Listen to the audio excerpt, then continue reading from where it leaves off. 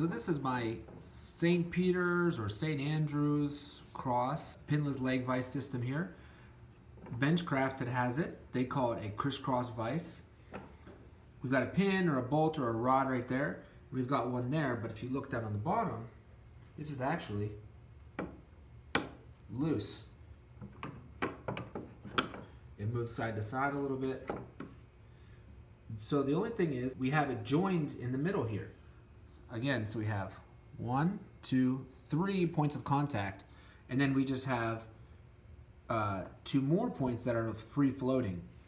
If you look at my system here, you might be able to tell. This is one that I made for myself, and if you can look in the back there, you see that I have a little plate that just sits in there. I also have one here on the leg chop, on the vise chop. These pins go all the way through, 1, 2, and 3. This one has, I cut off the end of a piece of steel rod, and it had these, it was raised on the end. Then what I did is I filed a groove in it and just split a washer and just clamped the washer around it. This is just hammered through, and it's pressure fit. These rods are just pressure fitted in. There's nothing holding them in at all. Then this is just, as I've said before, this is a $40 leg vise or a vise screw through Lee Valley. Nothing special about it. Just made sure it was parallel or level when I did it. Let me show you on the inside here.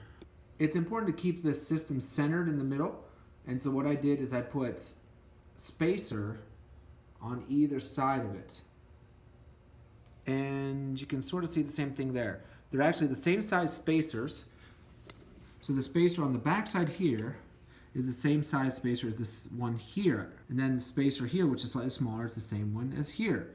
It's just reversed because they're on different sides, as you can tell. So in short, the components are, you have 2 very rigid rods, 2 rigid arms that are locked in the middle and then at the tops. The bottoms ride free, and these grooves or these mortises here. And because we're against wood, I put some backers to it. And so I mortised it a little deeper than it needs to be, so that way it would bear against actual metal. Again, this whole system here, not counting the screw, like I said, that was 40 bucks, but this just cost me the price of this steel bar, which is 18 bucks. This and this and this were all made from, these 3 were all made from the same piece of steel rod, which I had scrap, and I just cut it to the varying lengths that I needed. These little spacers, I will show you in a second, but they were actually taken from a ceiling light fixture, and it's that threaded nipple rod that sits down that you screw onto. Now, leg vise, these crisscross or whatever type of cross systems have a couple of main areas of failure. If you've watched online, there's actually surprisingly few videos online about how to make these or how they even work. Whenever I made this, I really could not find any videos. Since then, a couple have come out, and I can link to those. Actually, they are linked in the description. Those videos came out after I made this, as far as I know. Now, the main problems are, first of all, is these arms are gonna flex in the middle, because what you're doing is you're putting a lot of tension on this one joint here where these 2 are coupled together. So this will flex, and it'll tend to curve right here along this point of this where it's coupled together. The second thing that can happen is that since these are, again, one is here and one is here, they're offset by the width of the other, they will twist. So if you don't have your vise screw centered directly over top of them, what ends up happening is you're putting pressure on one side of the whole system, and it causes it to flex and twist to that side. The other problem is that they could just simply, instead of bending in the middle, is they could just flex themselves and twist on their own, even if they're centered correctly. And that's just a failure in the actual metal. So the reason why they use cast iron then is because cast iron tends to be very rigid and very stiff. Well, same thing, right? Steel is meant to have a little flex in it, from what I understand. I'm not a metallurgy guy, but from what I understand, it's meant to have a little flex. And so, unless you get a really, really good piece of steel, it's gonna have the flex in its molecular structure.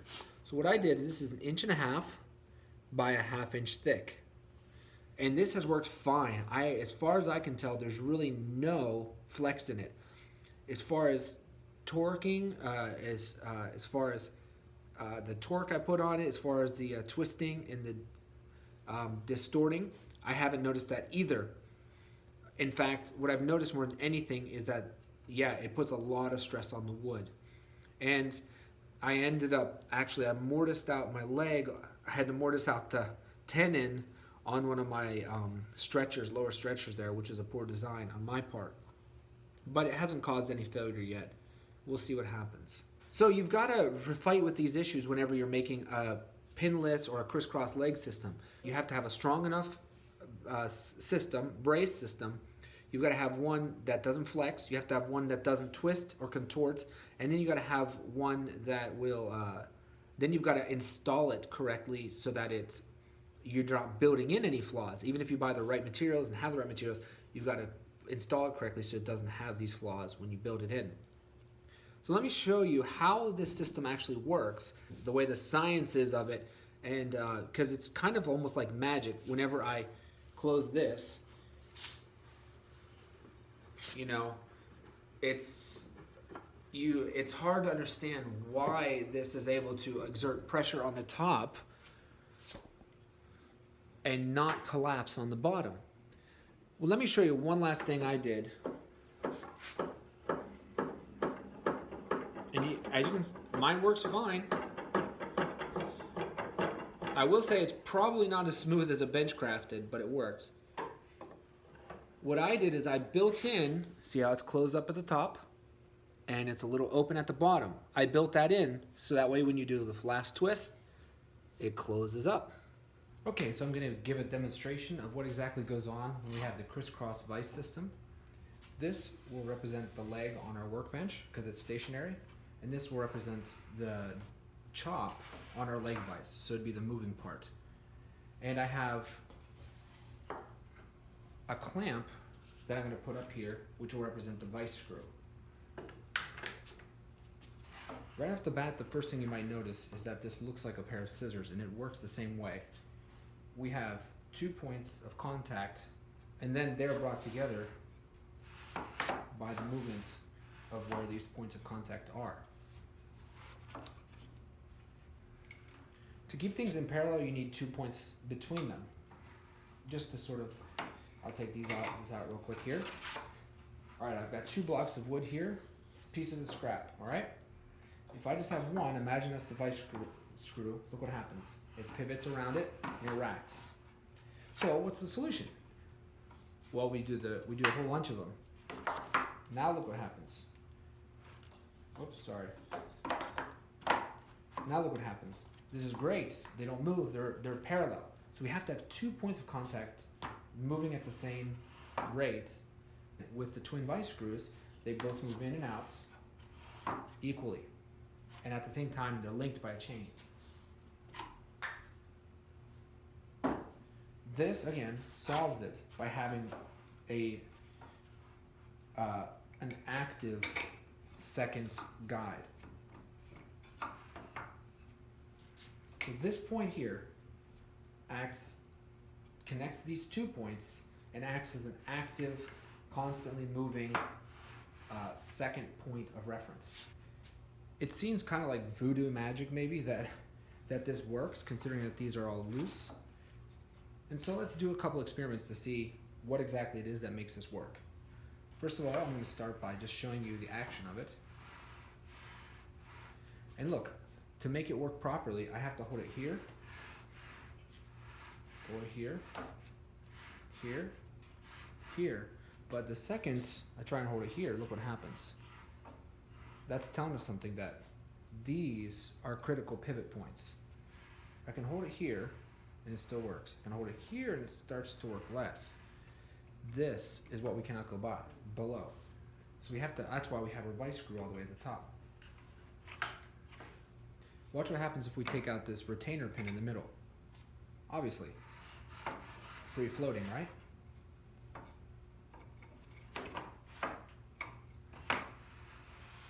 Watch also what happens if we grab it by this alone. It does that. So what stops it from doing this? If you were to put a piece in the bottom, would it clamp out? Would it not work? Well, what stops it is the vice screw. Remember that the vice screw not only brings it closer, but it stops it from going out because of the threads hold it where it is. So let me just show you real quick a demonstration just to give you an idea. So let's bring this. This is our vice screw. And look. And this also shows us our point of failure. Here, here, and then these. See this? What's going is this. This is going to rip out. So these are also the points that could fail on your leg vise. These pins, the actual mortise itself, etc. So why does it then, when you put a piece up here, why doesn't it kick out the bottom? Okay, you can lift it away, which is actually great, because what I've done is I've shimmed mine, so that way it actually kicks out. Whenever it does clamp, it clamps up here first, and then it'll suck in at the bottom. Well, the reason why, again, remember, we have a vice screw in the middle.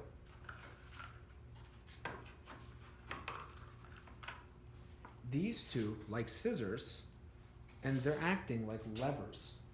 So this is applying force to here through this fulcrum. This point of force is applying equal force down here, and they're using the same fulcrum. So they're mutually opposing each other. So they resist each other. And it's a really clever solution here because they use the same pin and they oppose each other. In essence, we're using our own force here to transfer it down to the bottom. So again, scissors work on the same principle here. We'll close all this up and open it. We have a stationary pivot point which acts as a fulcrum, transferring the power we put or the force we put up here on the handle or on these pivot points. It transfers that to multiply that power down here onto a cutting edge. So we can push down a lot harder like this because it's multiplying the force. But look what happens.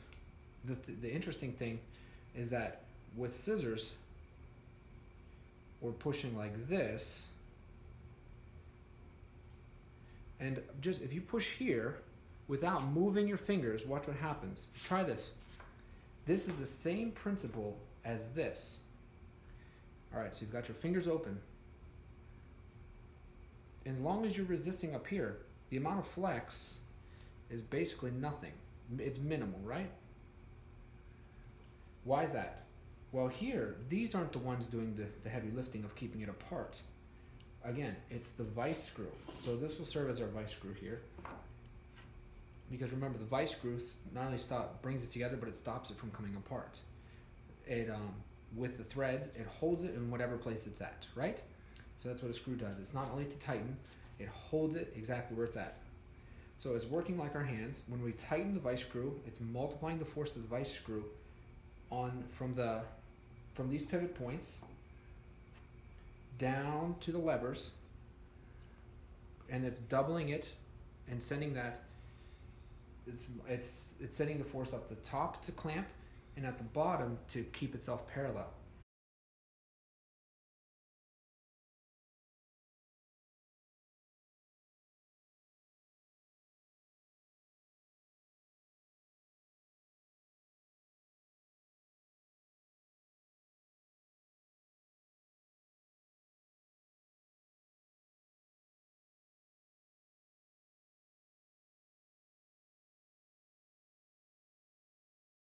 Just like in scissors, if you try and close here, right?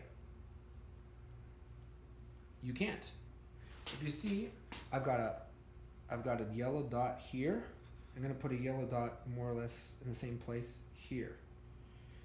These two yellow dots represent the exact opposite ends holes. So this hole has an opposite point over here. So where we made this pivot point here, we have a similar point on the other end that's the exact opposite.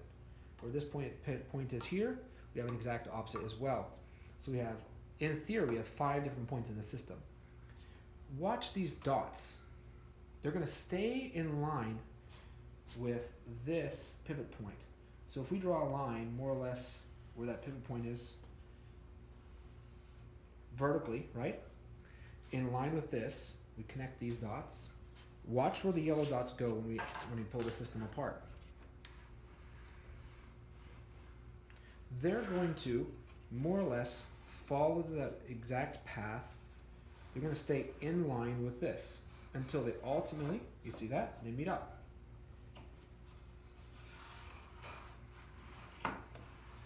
So that's one thing you have to keep in mind when you're installing this, is that you have to make sure that this center point on this end stays in line with this.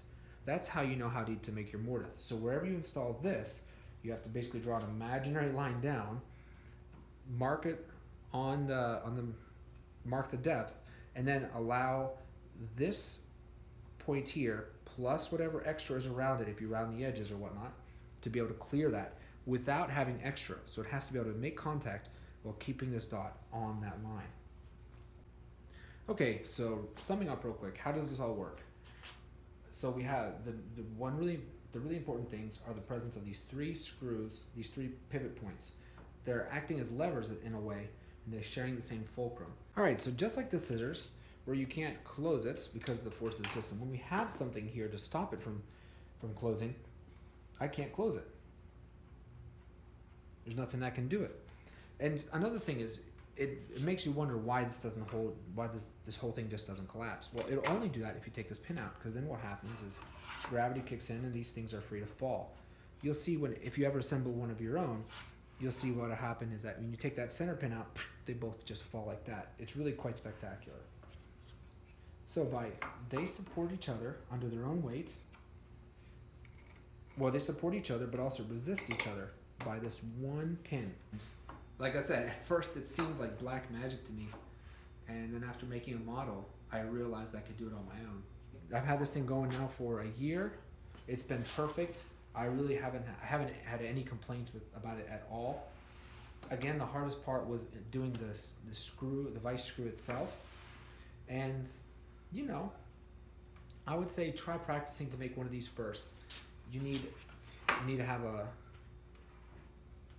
a track for it to ride in, which will represent the mortised out section on each part. Then you need to also have it anchored in 3 points. And that's what it looks like. And then your vise screw will go up here and your workpiece is up top. Well, I hope this is useful. I hope it's maybe giving you the courage to give it a try on your own. That's exactly what it did for me. After I did this, I felt like I could do it, and I did it, and I saved myself some money. But I will say, if you have the money, the $100 before you build your bench, or if you have the $140, $150 and you've already built your bench to get the retro one, just do it. Unless you really want the challenge, or you just strapped for cash and you already have the bar stock lying around the house, I would recommend you do it. The kit comes ready to go, all the bushings, all the fittings, all the rods and the screws and the instructions, and I think there are even templates. Why not do that?